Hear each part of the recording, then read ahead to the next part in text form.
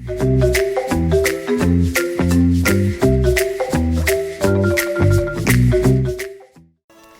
kids, I'm so happy to be here with you today. My name is Crystal McCullough and I am the Music Ministry Director here at Meadowbrook. And today it is my honor and my privilege to come and read to you from the Jesus Storybook Bible. And today's story is about Daniel. And this is entitled Daniel and the Scary Sleepover. And if you want to check it out in your parents' Bible, it would be in Daniel chapter 6. Now things were not looking good for God's people. They had been captured and taken far from home, and now they were slaves of the king of Babylon. But God had not left his people. He was with them and he was looking after them. Daniel loved God and obeyed him. Now God made Daniel able to understand lots of difficult things, so it wasn't long before the king of Babylon noticed him. King Darius liked how clever Daniel was. So he made Daniel his most important helper of all and put him in charge of lots of other helpers. But the other helpers didn't like this. They wanted the king to like them best. They wanted to get rid of Daniel. So they spied on Daniel. They tried to find things wrong with Daniel, things they could tell the king, but there weren't any. None. They couldn't find anything at all. Except there was this one thing. Every day, 3 times a day, without fail, no matter what, Daniel went to his room, closed the door, and prayed. They smiled to themselves. Let's get the king to make a law. No one is allowed to pray to anyone except to the king. Daniel won't obey this law, and he will be punished.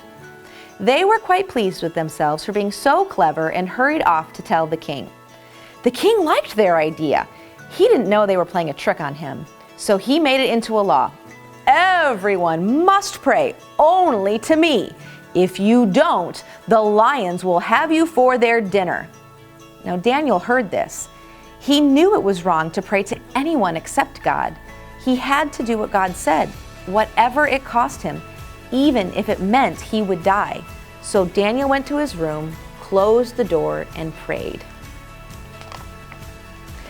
And that's just what the bad men knew that Daniel would do. They skipped straight off to the king and said, "Oh, your most glittering highness, your law says, does it not, that everyone must pray to you alone, sire?" "Yes," said the king.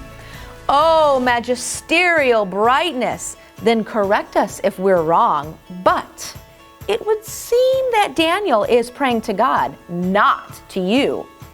The king was sad. He had been tricked. He didn't want to hurt Daniel, but he couldn't change his law, and so he let the soldiers throw Daniel to the lions. "May your God, who you love so much, rescue you," the king said. The king went back to his palace, but he didn't sleep that night, not a wink. He tossed and turned until finally, at the first glimmer of dawn, he leapt out of bed and ran straight to the den. "Daniel, Daniel," he cried, "has your God rescued you?" "Yes," Daniel shouted. "God sent an angel to close the lions' mouths." And there, resting his head on Daniel's lap, was the biggest lion, purring like a kitten. The king brought Daniel out of the den. "Look," he said, "Daniel doesn't even have a scratch." So the king made a new law.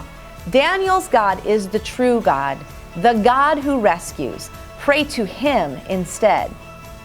God would keep on rescuing his people, and the time was coming when God would send another brave hero, like Daniel, who would love God and do what God said, whatever it cost him, even if it meant he would die.